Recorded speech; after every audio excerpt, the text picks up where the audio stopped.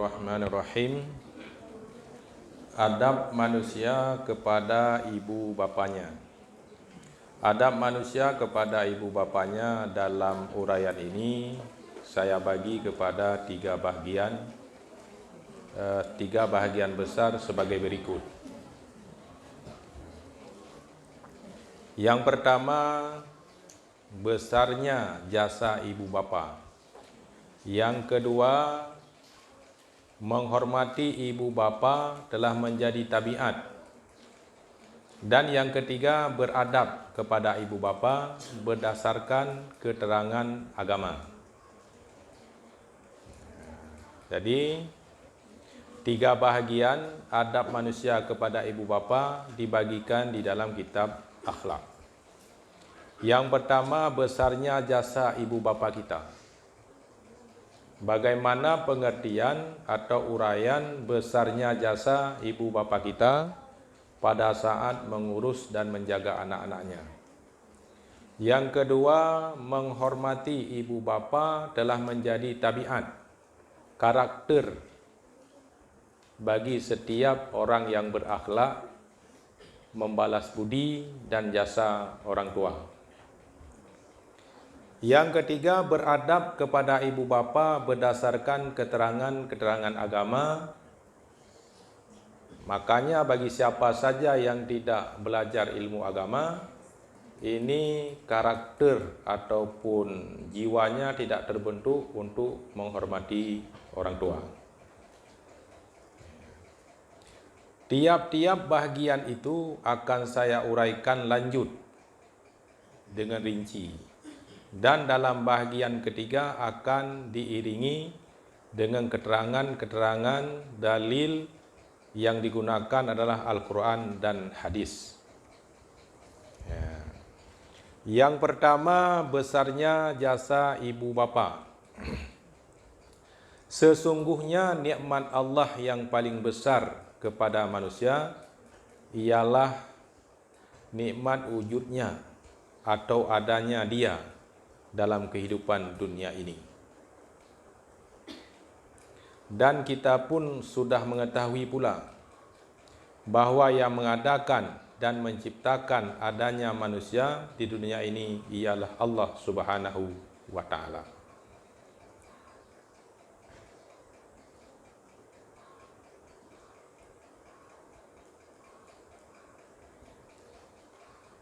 Sebagaimana sudah saya terangkan, dan ibu bapa adalah yang menjadikan sebab yang nyata atas kezahirannya di dunia ini.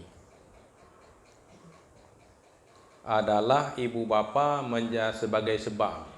Tapi yang namun, walaupun manusia itu tidak mempunyai ibu bapa, Allah mampu menciptakan manusia tanpa ibu dan bapa. Seperti Allah menciptakan Nabi Adam AS. Juga Allah mampu menciptakan manusia tanpa ibu, seperti Siti Hawa. Juga Allah mampu menciptakan manusia tanpa bapa, seperti Nabi Isa alaihissalam.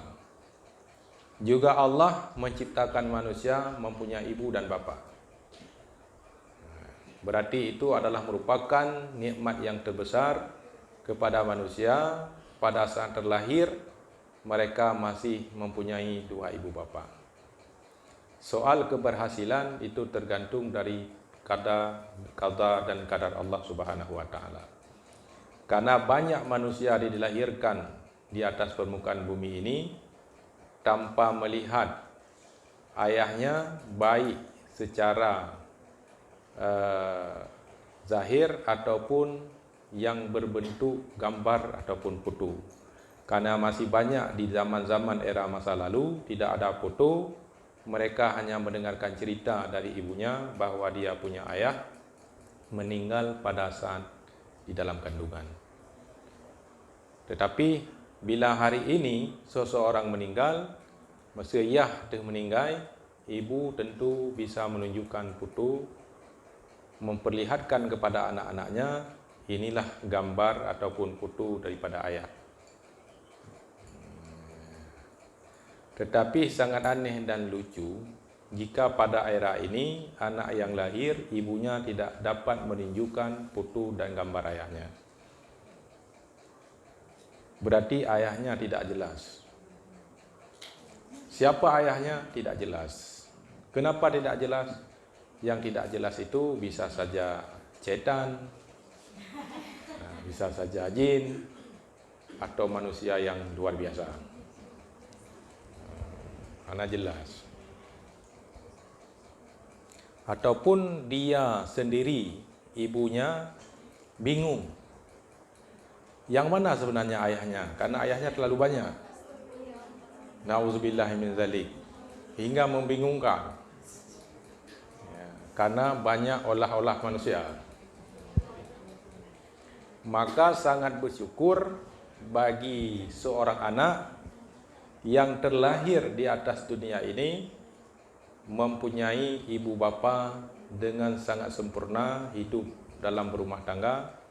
Artinya kita masih punya orang tua jetadu pui akan kita ceritakan kepada ulun Tuhan. Ya, makanya semasih hidup orang tua bek telawan. Justru banyak orang-orang yang tidak punya ayah, yang tidak punya ibu, mereka rindu kepada ayah dan ibunya. Kita pada saat masih punya ayah dan ibu, justru kita melawan ayah dan ibu bapa kita. Mungkin pada saat dia masih ada, tidak munculnya suatu penyesalan, tapi sesuatu itu, penyelesaian itu pasti hadir pada saat itu terlambat. Maksudnya datangnya penyelesaian sangat terlambat. Itu kebiasaan seperti itu. Artinya pada saat ayah dan ibu bapa kita tidak ada lagi, pada saat itu muncullah kita rindu kepada ayah, rindu kepada ibu. Pada saat itu ibu dan bapa kita telah dipanggil oleh Allah Subhanahu wa taala. Kerinduan itu akan sia-sia. Paling-paling kita akan mendatangkan kuburnya, berdoa jika itu pun bisa. Nah, ilmu agama yang dia buat. Makanya nyawa anak-anak pelajarnya nyontu akan ada penjelasan-penjelasan tentang bagaimana kita menghormati orang tua kita. Seandainya dibelah dada dan kepala orang tua kita, pasti seandainya dibentuk oleh Allah, itu biat dalam dada orang cik kitanya, yang ada di pikirannya bagaimana ingin menyukseskan anak-anaknya. Ya, sehingga mereka orang tua kita ya titipan. Ya, jabat ayahnya adalah sebagai titipan. Titip. Dititip anak-anaknya di dayah untuk dididik, untuk dimasukkan ilmu agama. Bila mereka sudah menjadi manusia, yang berguna, nanti baru wong gampung. Baik yang inang-inang maupun yang agam-agam. Maka ji nyan harus menyesal tidak tahan, berbagah menyesal ji.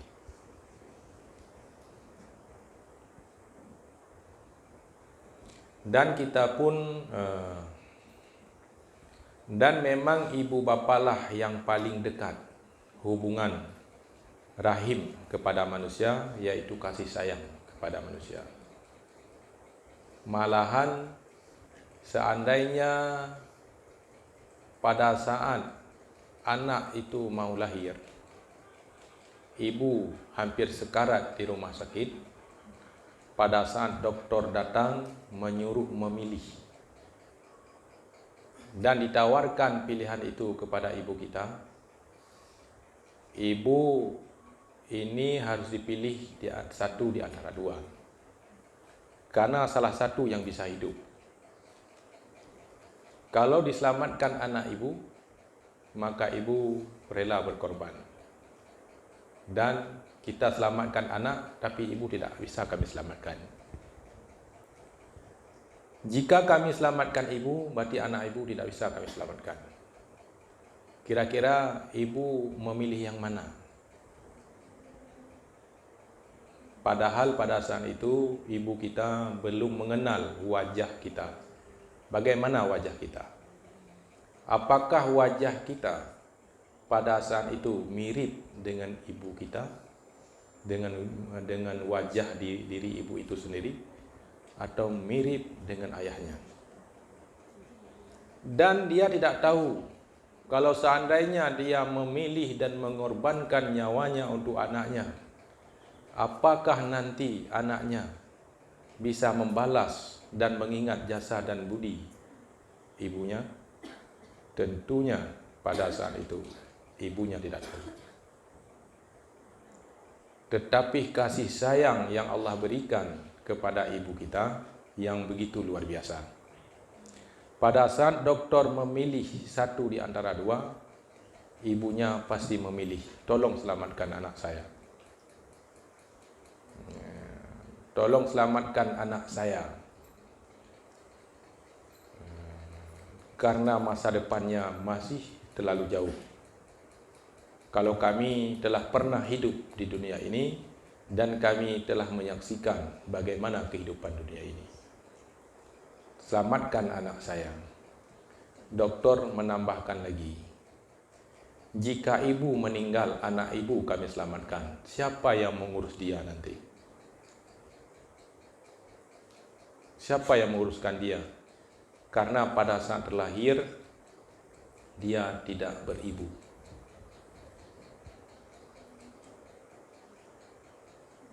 Jadi, dalam keadaan kebingungan seorang ibu, pasti dia menjawab, pokoknya tolong selamatkan anak saya. Saya pun tidak tahu siapa yang mengurus dia. Tolong selamatkan anak saya. Makanya menyatakanlah dalam hadis, nanti ada dijelaskan hadis, bahwa berbakti kepada seorang ibu itu lebih tinggi 3 kali lipat daripada kita berbakti kepada bapa kita. Bukan dalam arti bapa kita penghormatan kita mengurangi daripada ibu bapa kita, bukan.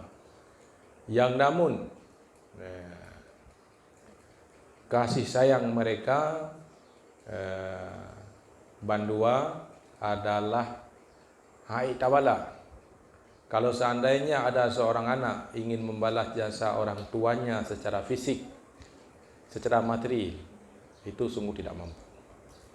Seandainya tanah belau rumah, kita memberikan tanah belau tanah dan memberikan fasilitas yang secukup-cukupnya, sungguh tidak terbalaskan, karena bukan material yang bisa kita membalaskan, tapi kasih sayang seorang anak dengan cara membalas jasa dua orang tuanya, yaitu menampakkan wujud dari cita-cita orang tua kita. Apa yang telah dicita-citakan oleh orang tua kita, seorang anak mampu mewujudkan cita-cita itu, itulah salah satu dari rasa terbalasnya jasa orang tua kita. Maka getanya orang bet, kita orang yang belajar ilmu agama, yang apalagi ada di pesantren hidayah, nyo sungguh tidak wajar.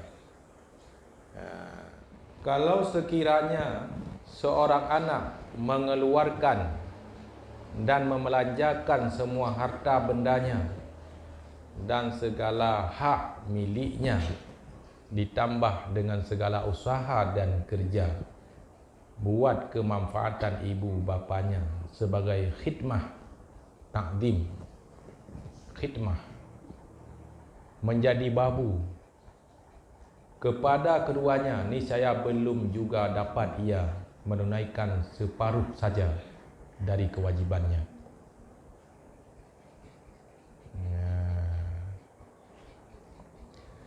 Pada seorang dalam kasus, kita melihat kasus, artinya bentuk kejadian. Sedikit saja anak-anak itu menangis di dalam pembaringannya, di saat anak itu belum bisa berjalan, di saat anak itu belum bisa bangun. Maka jika anak itu terus-menerus menangis, tentu ibu dan bapaknya akan gelisah. Bisa saja ibu dan bapaknya tertular, juga akan ikut menangis.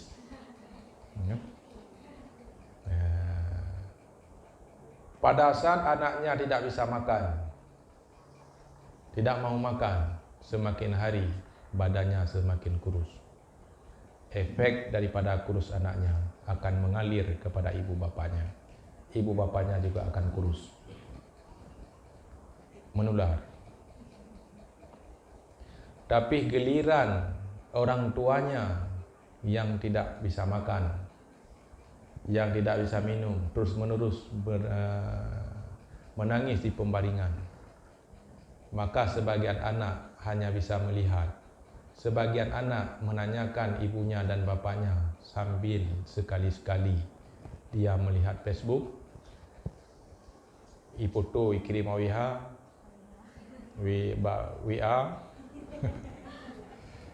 menjadi kirim WA mungkin kayak cowok rumah, ya kan? Itu nyambang pemalasan. Dan anaknya tetap gemuk, tetap bisa makan, walaupun orang tuanya tidak bisa makan. Maka di sini awis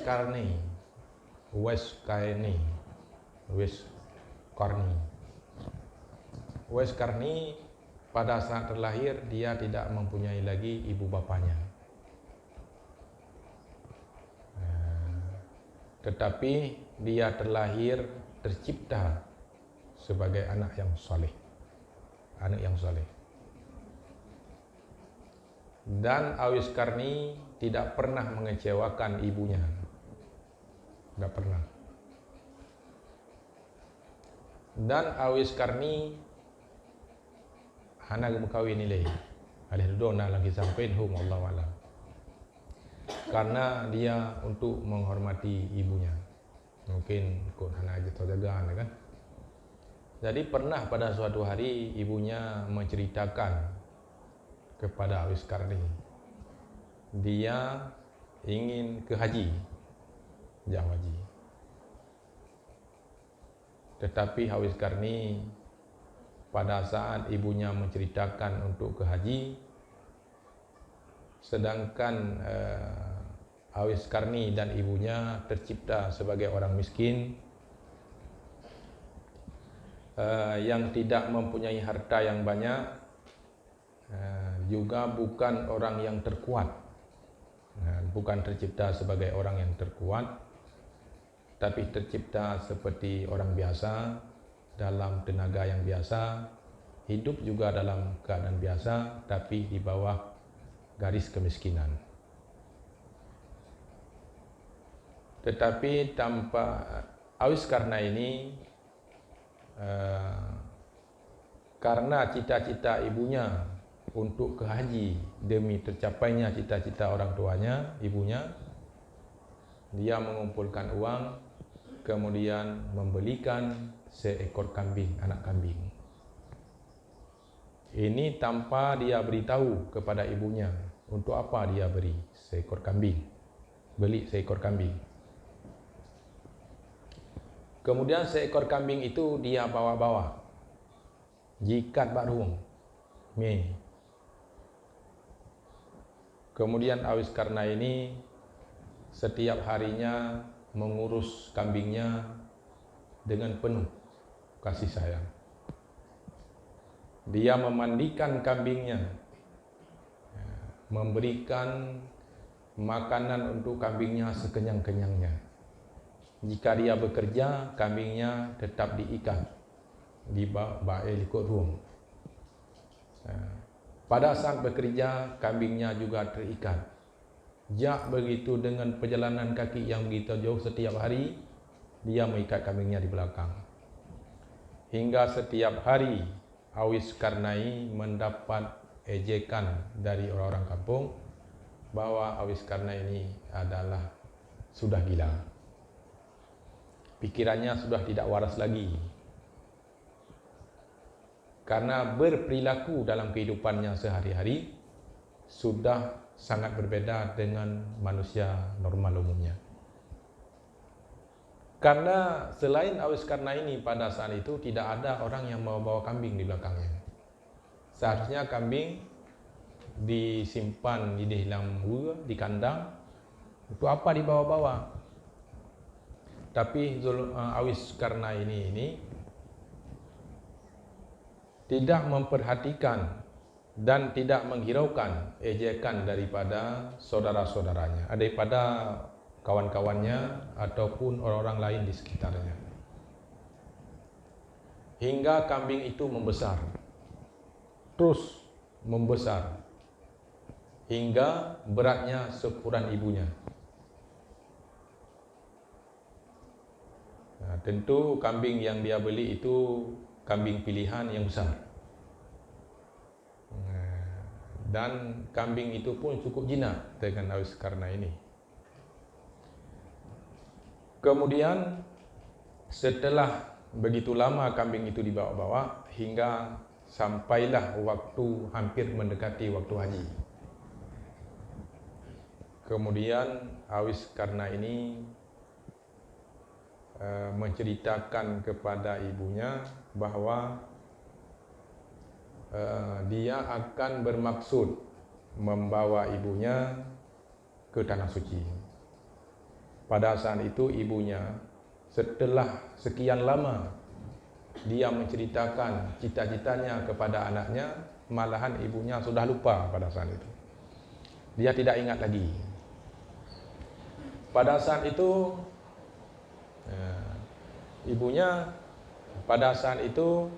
ibunya diingatkan kembali oleh Awais Karnaini. Dia bermaksud untuk membawa ibunya ke Tanah Suci. Hingga ibunya heran. Dengan apa kamu membawa aku ke sana?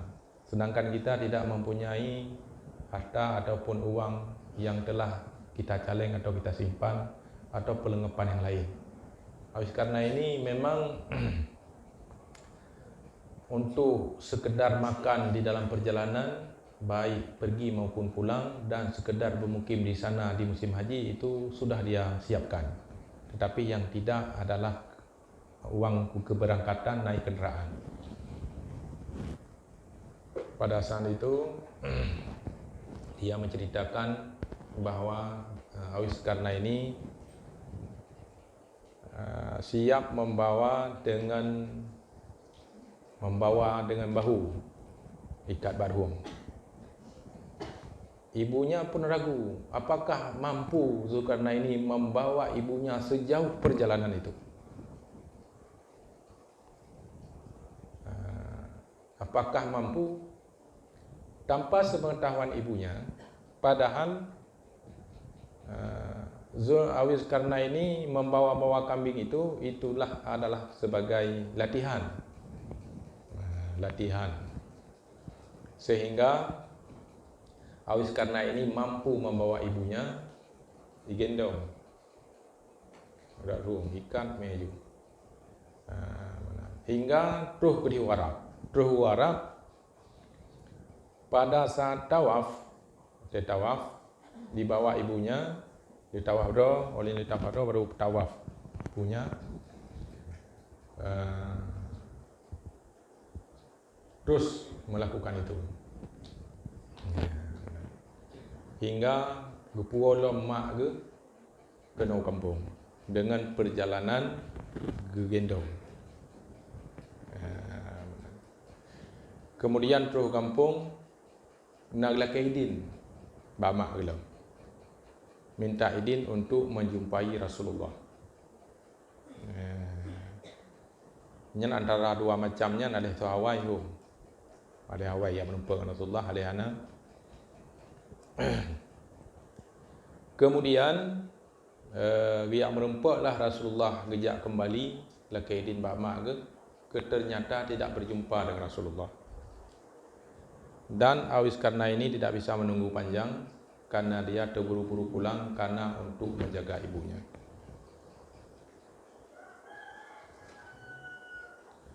Kemudian Rasulullah menceritakan kepada sahabat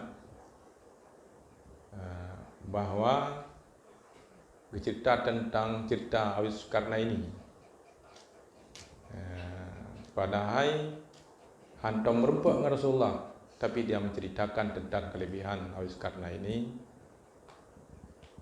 yang diakui oleh malaikat langit dan ditunggu-tunggu oleh malaikat langit ruhnya. Kemudian juga Rasulullah menceritakan kepada sahabat-sahabatnya, termasuk Sayyidina Umar tentang masalah Awis Zulkarnaini. Yang dia pegang, maka menanlah kelebihan orang-orang yang berbakti kepada dua ibu bapa. Tapi ada juga kisah-kisah yang lain, kisah-kisah anak yang durhaka, yang sebalik kepada dua ibu bapa mereka. Contoh di Aceh, kisah Ahmad Ramanyang. Kalau di Padang, kisah maling kundang, alih maling. Dan kisah merakyat itu masih ada bukti sejarah. Menyertanya tajak di Usabang, menyedit naurun pegang, dan deh badai. Cuman namun naurun kisah Ahmad Ramanyang, kisah di Aceh. Apakah itu betul-betul terjadi atau tidak? Yang namun itu menjadi barang iktibar bagi kita.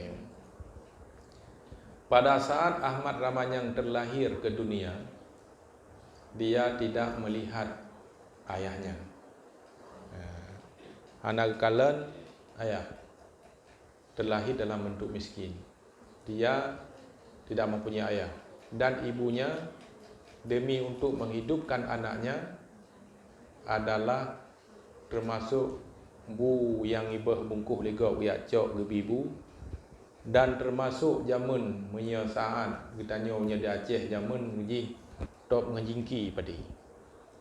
Jadi kaibah padi-padinya giyak tampau kembali na yang padi-padi ubut bersapat gebibu ke Ahmad Ramanyang. Begitulah sedih pada saat itu untuk membesarkan Ahmad Ramanyang dengan penuh kasih sayang.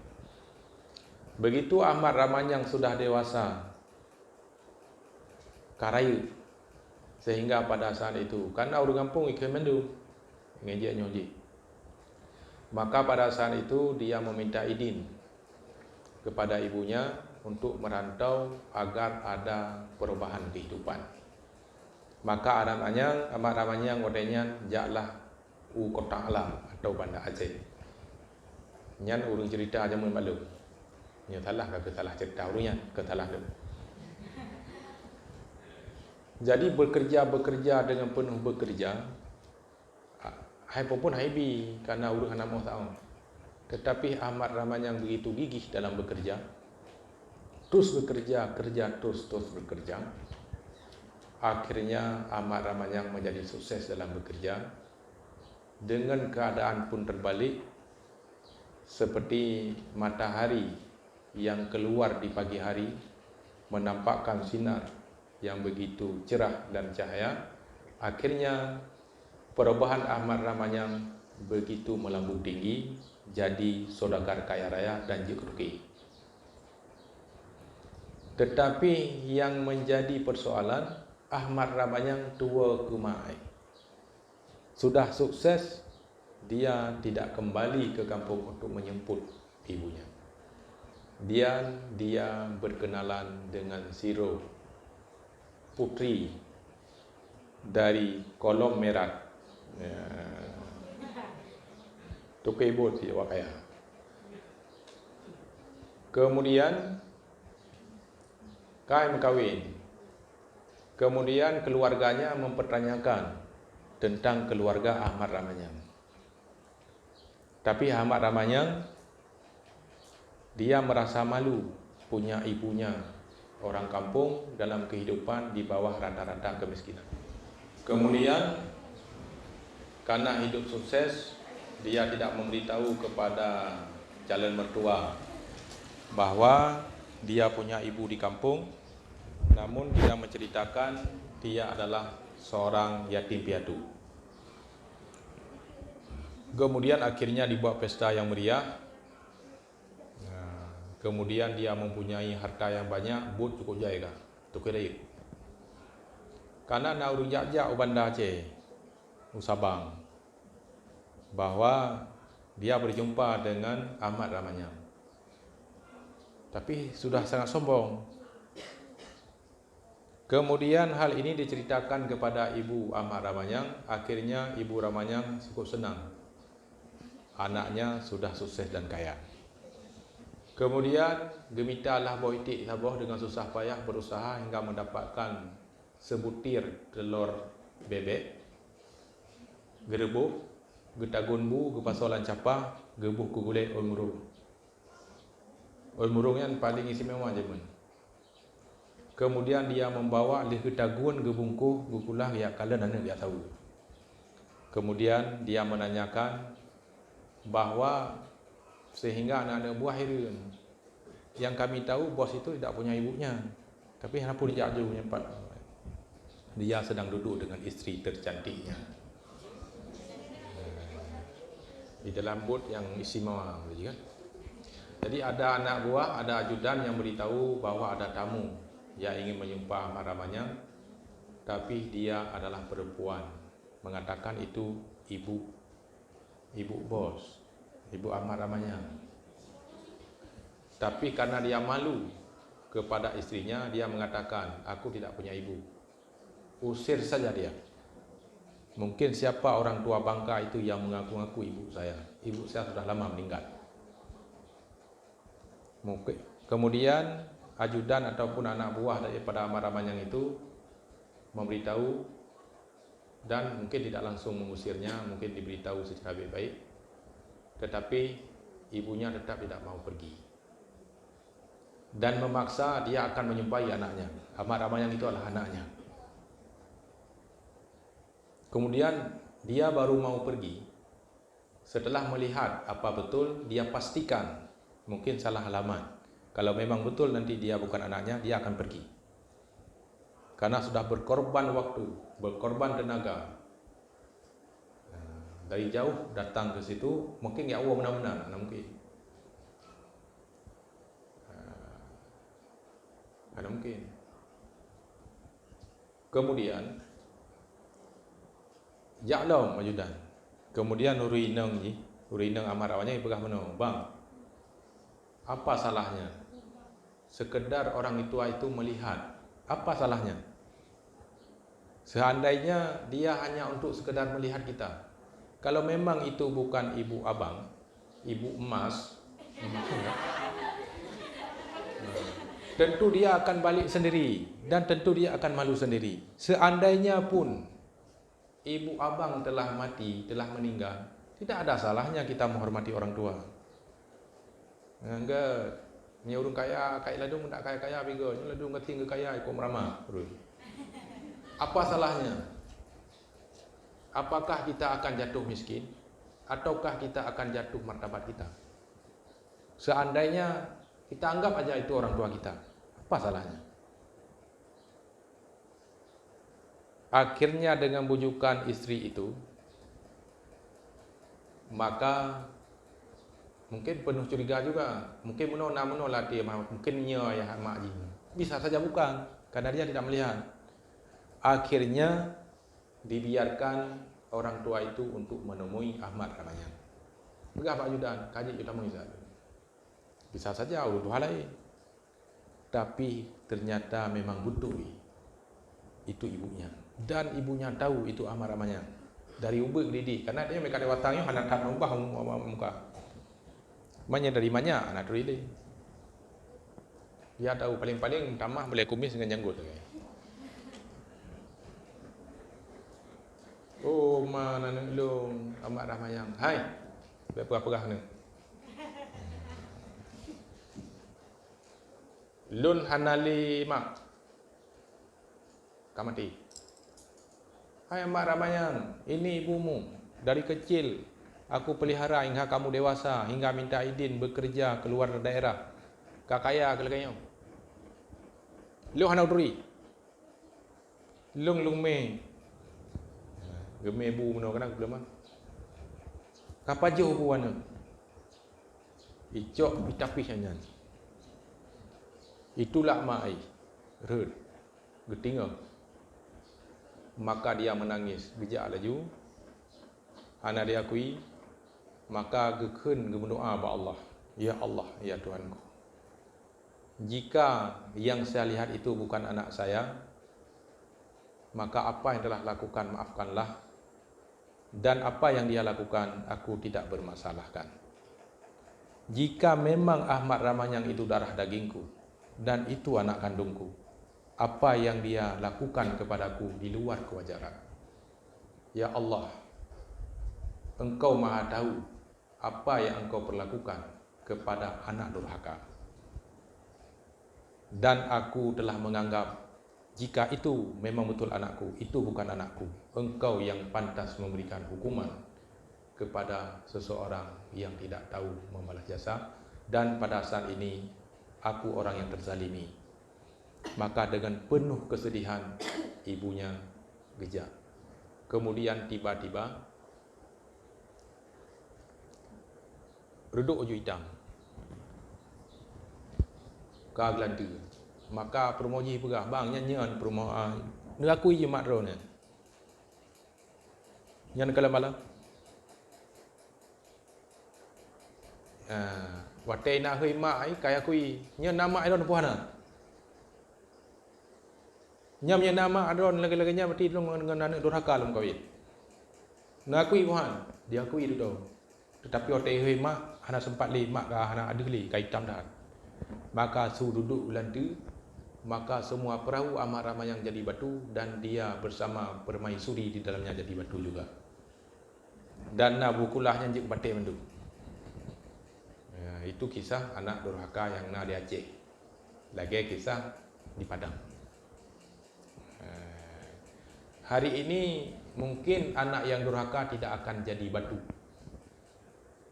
Tetapi dia hidup seperti hidupnya batu. Mungkin orangnya anjir ke batai. Tetapi hatinya sudah membatu. Tapi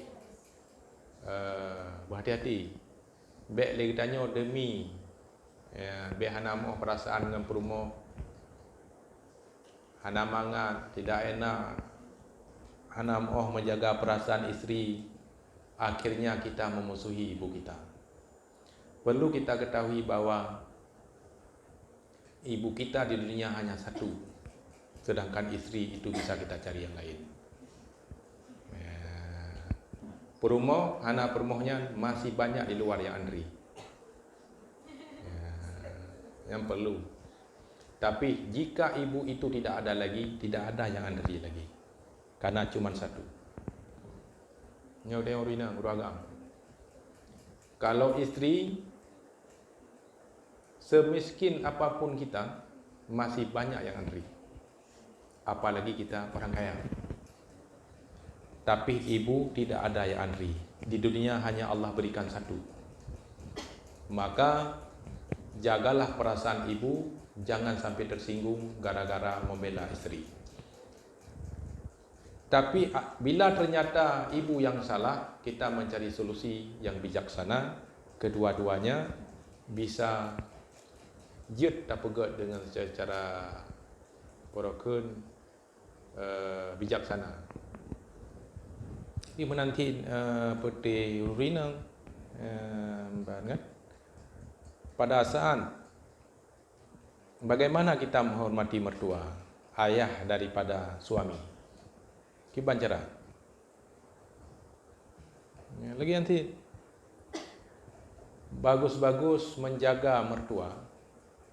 Dan apabila kita bertengkar dengan suami, maka orang tua, mertua kita berpihak di pihak menantu, bukan di pihak anaknya. Karena mengapa? Karena anak menantunya lebih menyayanginya daripada anaknya sendiri. Ini bisa dirasakan oleh mertua. Yang kita nyojro, apalagi ke perkahwinan dengan orang ber. Baik beut ba'dayah bustanu malu salih ruhul kudus. Nyan menantu. Ha? Ya, pegahlah puan murid abadi pilih untung. Ya. Nak beut kitab akhlak teuro lasan. Ya. Tentu tahu menghormati mertua. Hormati mertua sama kita seperti menghormati ibu kita sendiri.